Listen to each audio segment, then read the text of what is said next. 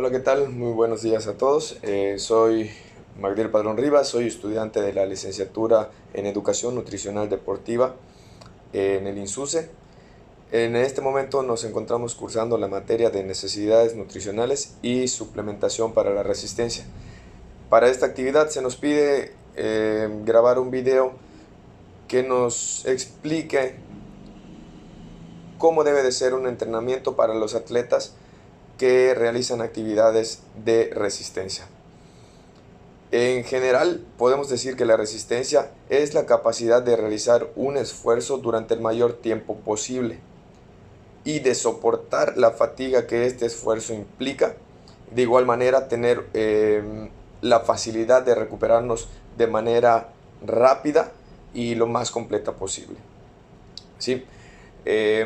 También podemos decir que para este aspecto, por aparte de lo que es el entrenamiento para este tipo de ejercicios, la ayuda nutricional es fundamental, como para cualquier aspecto de nuestra vida, no únicamente para los deportes o deportes de halterofilia, deportes explosivos. En esta ocasión hablamos de los deportes de resistencia, pero no podemos dejar a un lado la parte nutricional.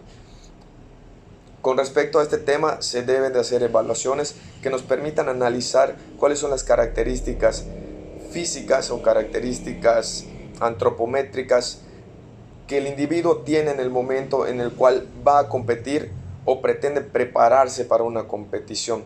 Sin este tipo de análisis, sin este tipo de estudios, nosotros podríamos programar elementos o ejercicios para los cuales tal vez el cuerpo del atleta no esté preparado y en vez de ayudar podríamos perjudicar.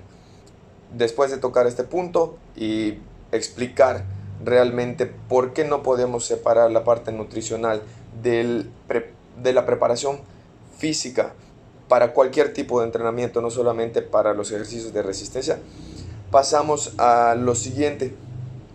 Para los entrenamientos de resistencia, en comparación de otras capacidades para otros deportes, aquí podemos mejorar muchísimo por medio del entrenamiento.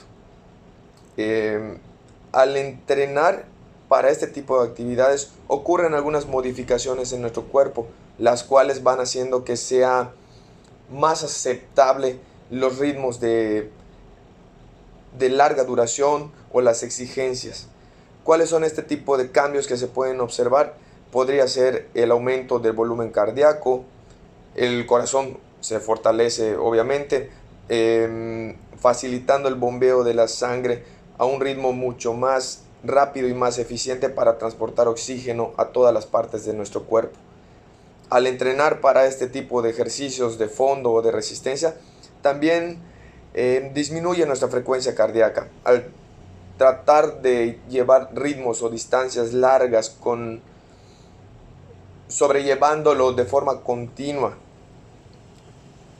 este tipo de cambios son naturales y nos ayuda en la vida cotidiana, no simplemente para el tipo de entrenamiento.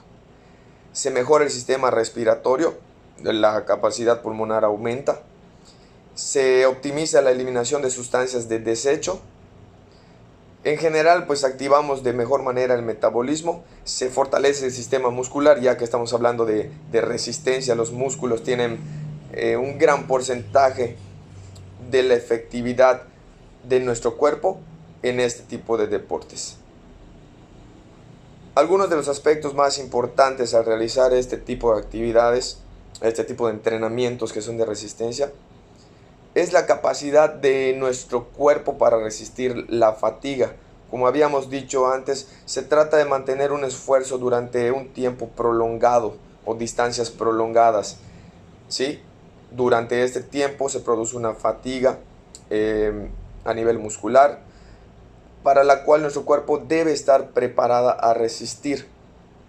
También tenemos que considerar que el cuerpo debe recuperarse de la forma más óptima. Igual de esta forma regresamos al tema de la nutrición. Si yo tengo un análisis previo, sé mi deportista en qué etapa se encuentra, cómo está su cuerpo en relación a la nutrición, en relación al aporte energético que necesita, pues por esa parte se puede mejorar la recuperación del deportista. Y pues hay algunos factores que tenemos que tener en cuenta a la hora de estudiar la resistencia. Al momento de yo programar un entrenamiento o analizar cuál sería la forma más óptima de preparar a mi deportista, tengo que tener en cuenta las fuentes de energía que se utilizan para este tipo de deporte, el nivel de consumo de oxígeno que necesita el cuerpo para lograr aumentar mis capacidades y mis resultados para este tipo de deportes, el umbral anaeróbico, que es en el tiempo en el que el cuerpo del atleta entra a esta etapa, y cuánto es su capacidad de resistir dentro de ella. Y volvemos al tema que creo que no nos podemos deshacer de él, el cual es la fatiga. Este siempre es un tema muy importante, pero el cual va de la mano con los otros factores que mencionamos anteriormente, tanto como la nutrición, como qué tipo de energía es la que se consume durante este tipo de deportes y el oxígeno, etc. Para este tipo de entrenamientos o este tipo de preparación para el deporte de resistencia, podemos considerar como varias vertientes o varios tipos que nos pueden ayudar a optimizar resultados con mis deportistas o la persona que pretendo ayudar. Son varias clases, digámoslo así, son distintos tipos de entrenamientos que se pueden utilizar. Son varios que funcionan, que se han demostrado, pero pues depende, yo creo, del atleta al que estemos tratando y de la necesidad en específico, del tipo de entrenamiento, del tipo de deporte que se va a realizar. Porque aunque sean parecidos los deportes de resistencia, no es lo mismo un maratón que una carrera de ciclismo o que un Ironman o que un triatlón, pero podemos englobarlos en un mismo grupo que sería deportes de resistencia. Uno de estos tipos de entrenamientos, podría ser el de sistemas continuos, que únicamente se trata de entrenar, por ejemplo, en una carrera. Yo veo que el atleta recorre una distancia relativamente larga, pero que el esfuerzo físico sea continuo, sin que haya bajas o altas de niveles, manteniendo un tiempo, tratando de mantener un ritmo cardíaco estable. Otro tipo de sistema sería de intervalos. Esto es relativamente nuevo, pero se aplica demasiado para el deporte de resistencia. Podríamos explicarlo de manera corta, tal vez con carreras sprint, que puedo hacer un sprint de 200 metros, pongo 20 segundos de descanso o checo el ritmo cardíaco y hasta que regrese a un estándar que yo ponga, vuelvo a recorrer esa distancia a un ritmo acelerado.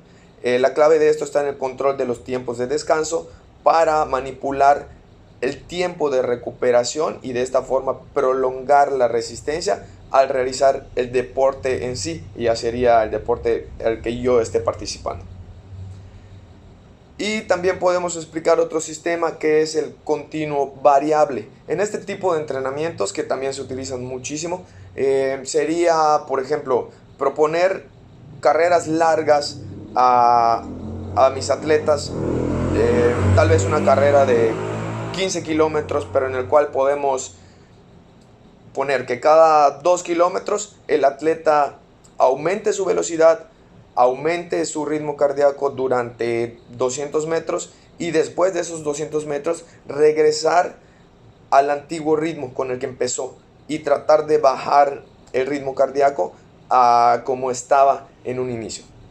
Ciertamente, y para concluir con el video, podemos decir que aún existiendo varios tipos de entrenamientos,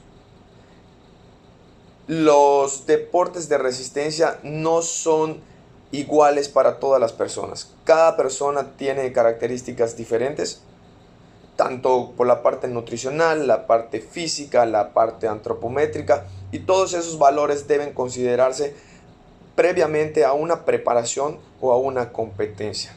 Si es cierto, como dijimos anteriormente, varios entrenamientos son funcionales, varios tipos de dietas son funcionales.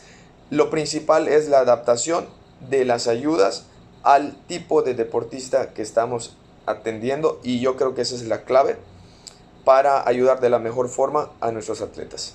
Muchísimas gracias, esperando que estén todos bien. Saludos.